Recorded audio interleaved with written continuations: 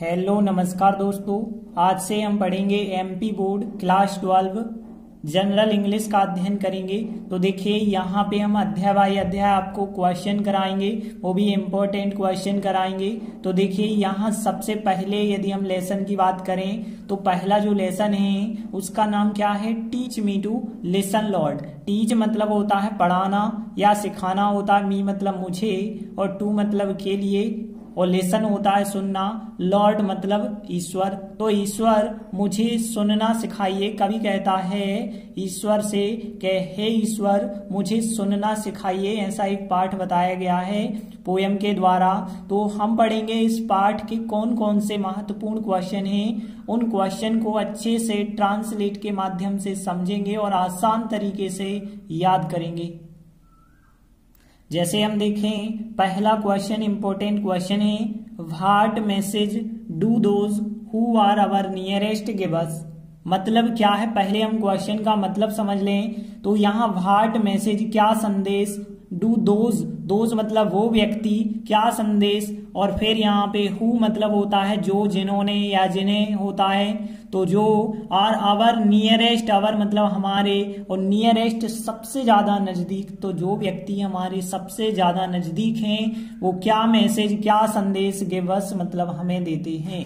तो कवि कहता है कि जो व्यक्ति हमारे सबसे ज्यादा नजदीक हैं वो हमें क्या संदेश देते हैं। तो यहाँ पे इस पाठ में बताया गया है कि जो व्यक्ति हमारे सबसे ज्यादा नजदीक हैं वे हमें संदेश देते हैं, वे हमसे कहना चाहते हैं कि वे जैसे भी हैं उन्हें स्वीकार किया जाए, उन्हें सुना जाए। क्योंकि यहाँ पे कुछ निर्धन हैं, दलित व्यक्ति हैं, तो वो जैसे भी व्यक्ति हैं उन्हें सुना जाए, उन्हें स्वीकार किया जाए। तो देखिए आंसर में भी बिल्कुल यही बताया गया है कि वे संदेश देते हैं कि उन्हें सुना जाए और स्वीकार किया जाए जैसे भी वे हैं। तो देखिए इनको हम कैसे ट्रांसलेट करेंगे। तो यहाँ पे पहले हम कुछ मीनिंग देखते हैं। तो देखिए वे के लिए दे कहते हैं, पता है आपको। संदेश मतलब मैसेज होता है और देना मतलब होता है गिव, और दैट मतलब की होता है। उन्हें मतलब यहाँ पे दे की बात हो रही है, दे हम वे के लिए भी कहते हैं, उन्हें के लिए। सुना जाए मतलब सुनने की क्रिया जो होती है लिसन होती है। तो यहाँ पे सुनना के लिए लिसन जो कि पाठ के नाम में भी बताया गया है। और स्वीकार करना जो होता है एक्सेप्ट होता है स्वीकार करना। तो आपके लिए यहाँ पे लिसन वर्ड तो पता ही होगा और एक्सेप्ट जनरली सुना होगा। और यहाँ जैसे भी के लिए एक शब्द इस्तेमाल किया गया है एज। तो देखिए यहाँ पे पूरे आंसर में 1 2 3 ही तो वर्ड हैं जो आपको पता नहीं है। और लिसन तो क्वेश्चन में है, एक्सेप्ट करना आप जानते ही हैं, और एज मतलब जैसे भी। तो बाकी जब आपको सभी वर्ड पता हैं तो क्यों ना हम ट्रांसलेट करके बना दें आंसर। तो देखिए पहली लाइन को कैसे ट्रांसलेट करेंगे, वे संदेश देते हैं, इतना हम ट्रांसलेट करेंगे। प्रेजेंट सिंपल है और आपने पढ़ा होगा प्रेजेंट सिंपल में सब्जेक्ट फर्स्ट फॉर्म, एस वाला फॉर्म भी आता है, वो अलग बात है, प्लस ऑब्जेक्ट। तो जे होता है प्रेजेंट सिंपल। तो यहाँ पे सब्जेक्ट के बाद फर्स्ट फॉर्म आता है और इसमें एस भी लगता है। जब यहाँ पे थर्ड पर्सन होता है ही सी इट तब लगता है। तो यहाँ तो कहीं ही सी इट है ही नहीं। तो यहाँ सब्जेक्ट फर्स्ट फॉर्म और ऑब्जेक्ट। तो देखिए सब्जेक्ट क्या है, यहाँ पे सबसे पहले सब्जेक्ट है दे। तो दे लिखेंगे आप, फिर क्रिया कौन सी है, देना मतलब गिव। तो दे गिव और फिर यह होगा यहाँ पे मैसेज, ऑब्जेक्ट हो जाएगा। तो फिर पहली लाइन का ट्रांसलेट होगा दे गिव मैसेज और दैट मतलब होता है कि। अब देखिए दूसरी लाइन, उन्हें सुना जाए और स्वीकार किया जाए। जब भी ऐसी बात आती है कि ऐसा किया जाए, तो किया जाए मतलब यहाँ पे ध्यान रखना मस्ट बी वाले सेंटेंस होते हैं। मस्ट बी पैसिव वॉइस में होते हैं, इस वजह से बी लगता है। तो उनका स्ट्रक्चर होता है सब्जेक्ट मस्ट बी और थर्ड फॉर्म। तो यहाँ पे इस प्रकार से यहाँ पे बनाते हैं सब्जेक्ट मस्ट बी और थर्ड फॉर्म। तो देखिए यहाँ पे होगा सबसे पहले दे होगा सब्जेक्ट फॉर्म, फिर यहाँ पे आएगा मस्ट बी। तो यहाँ पे मस्ट बी आएगा। तो देखिए आएगा सबसे पहले दे आएगा, फिर मस्ट बी और फिर यहाँ पे थर्ड फॉर्म आएगा। तो लेसन का थर्ड फॉर्म ईडी जोड़ दीजिए, लिसनड होगा। तो यहाँ they must be listened and, और यहाँ पे एक्सेप्ट होता है, एक्सेप्ट का भी थर्ड फॉर्म आपको लगाना पड़ेगा, तो एक्सेप्टेड हो जाएगा। तो इस प्रकार से दूसरी line they must be listened हो जाएगा एंड एक्सेप्टेड हो जाएगा। फिर अगली लाइन जैसे भी वे हैं, तो जैसे भी के लिए एज होता है तो एज लिखेंगे, और दे मतलब वे, और फिर सब्जेक्ट के बाद सहायक क्रिया लगा देंगे। दे के हिसाब से सहायक क्रिया यहाँ पे लग जाएगी आर, तो यहाँ पे एज दे आर, तो तीसरी लाइन का ट्रांसलेट हो जाएगा। तो देखिए पहला क्वेश्चन इस प्रकार से बन जाएगा कि दे गिव मैसेज दैट, और फिर they must be listened and accepted, और एज दे आर। तो इस प्रकार से पहला क्वेश्चन बहुत सरल था। अब देखते हैं दूसरा क्वेश्चन। तो देखिए दूसरा क्वेश्चन जो है यह बहुत महत्वपूर्ण क्वेश्चन है, 13, 15, 16, 18, 20 में आ चुका है। तो देखिए देखते हैं दूसरा क्वेश्चन क्या है, समझते हैं पहले क्वेश्चन को। Who are the people far from अस।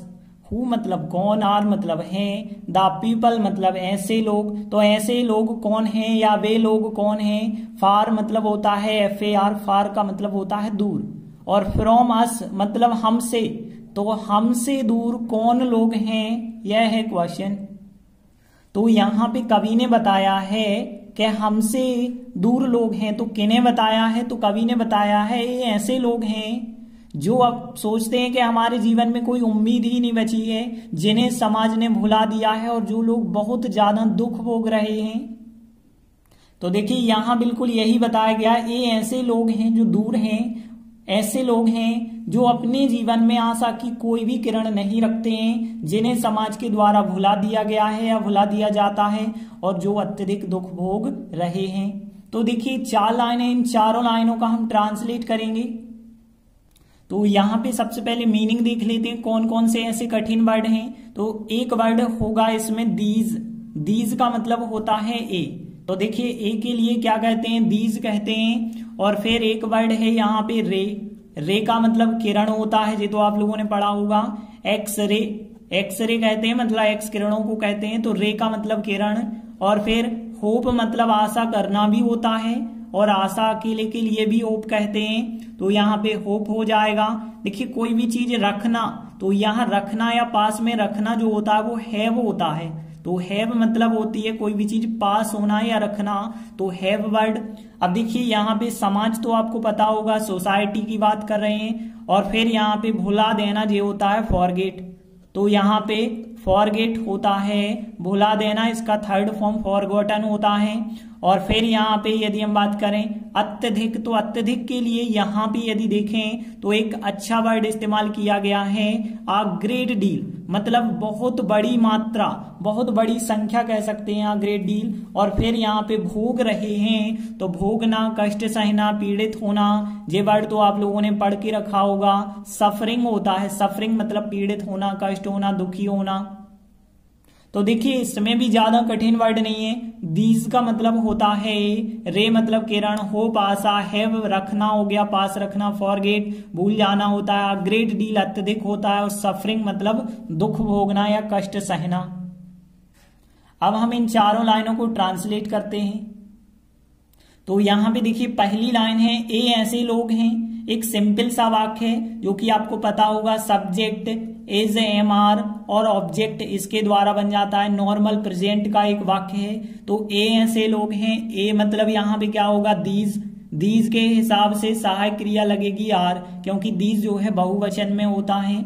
और फिर ऐसे लोग, ऐसे लोग के लिए क्वेश्चन में जो वर्ड आया है द पीपल, द पीपल लिखेंगे, तो दीज आर द पीपल, पहला वाक्य हो जाएगा। नंबर 1 लिखना होगा these, number 2 the people are सहायक क्रिया लगा के, तो दीज आर द पीपल मतलब ये ऐसे लोग हैं। अब देखिए जो के लिए कौन सा वर्ड, क्वेश्चन में जो हु होता है, हु का मतलब कौन होता है, और हु का मतलब जो भी होता है।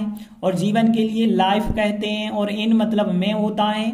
और फिर यहाँ पे ऑफ मतलब की होता है। और यहाँ पे एक वर्ड आप याद रखना, नो, नो का मतलब होता है कोई भी नहीं, नो का मतलब क्या होता है, कोई भी नहीं, तो कोई भी किरण नहीं का मतलब होगा नो रे, नो रे का मतलब होगा कोई भी किरण नहीं, तो ये नो रे हो जाएगा। और रखना मतलब हमने बताया था हैव, हैव मतलब रखना।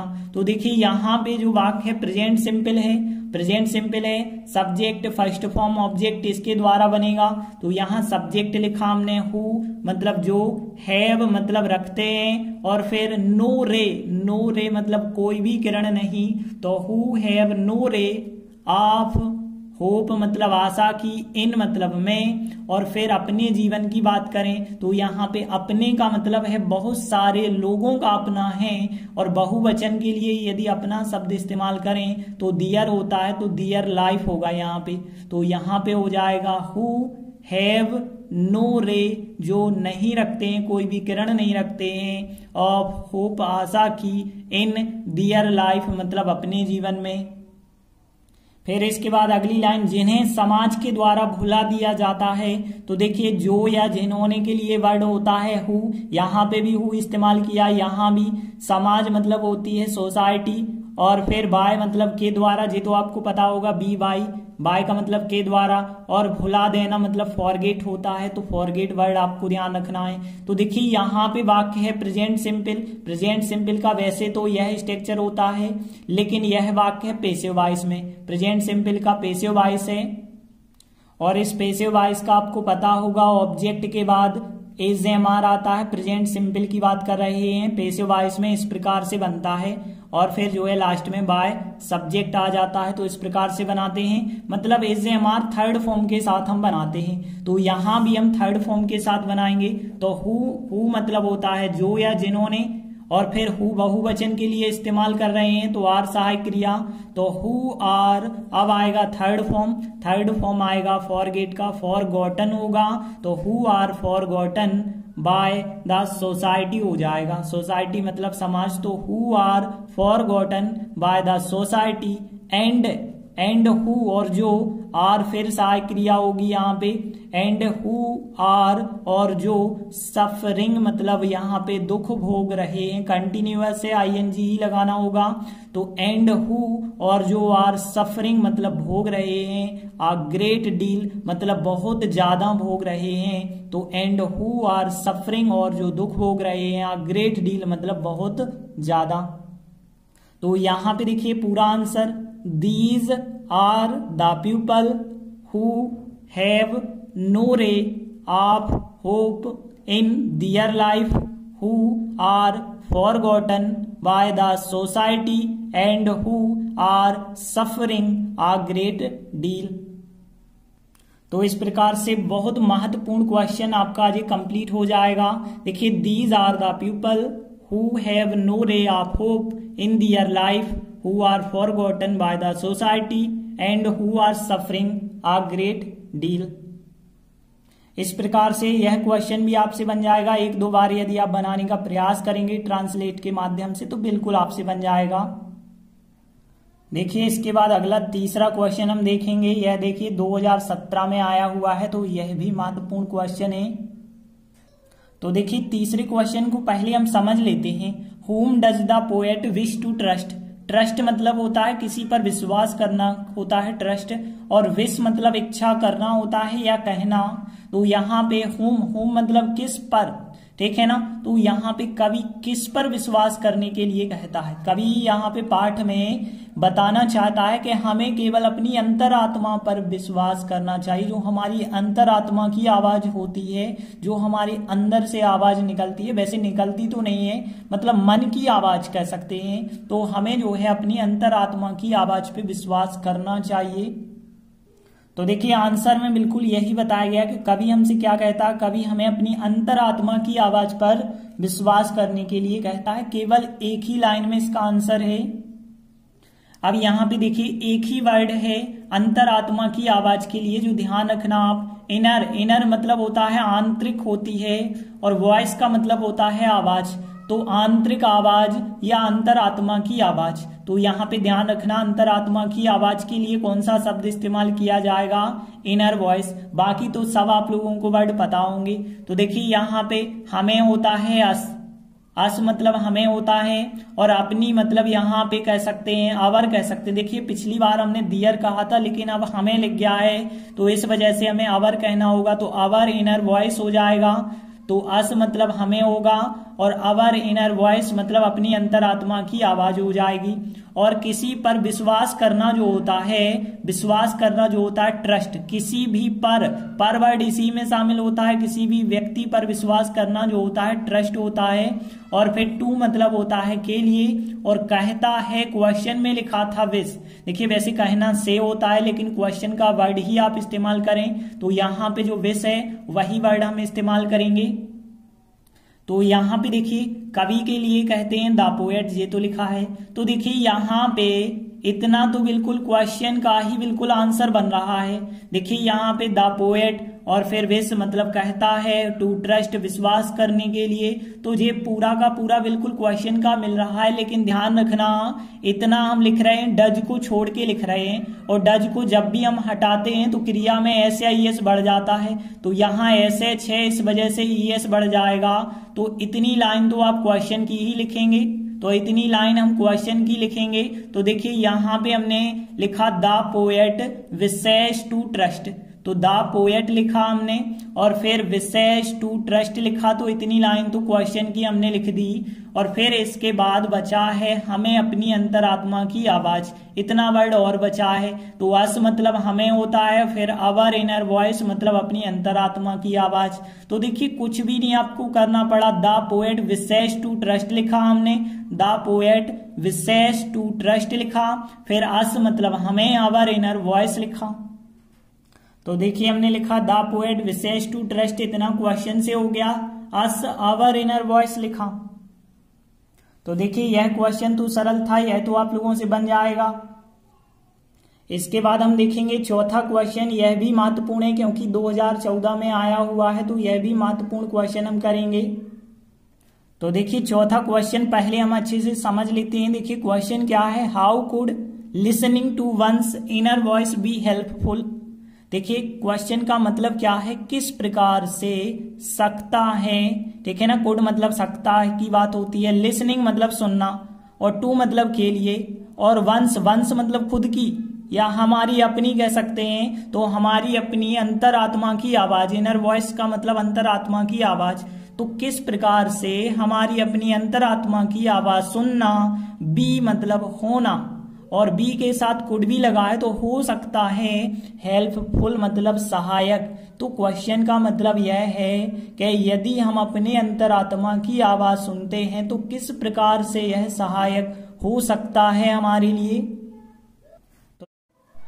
तो देखिए जो पोयम में बताया गया है कि यदि हम अपनी अंतरात्मा की आवाज सुनते हैं तो एक तो फायदा हमारे लिए यह होता है कि हम कम भयभीत हो जाते हैं। मतलब यदि आपको ज्यादा डर लग रहा होगा तो बिल्कुल आपका डर कम हो जाएगा, तो हमें जो है कम भयभीत होने में मदद करता है।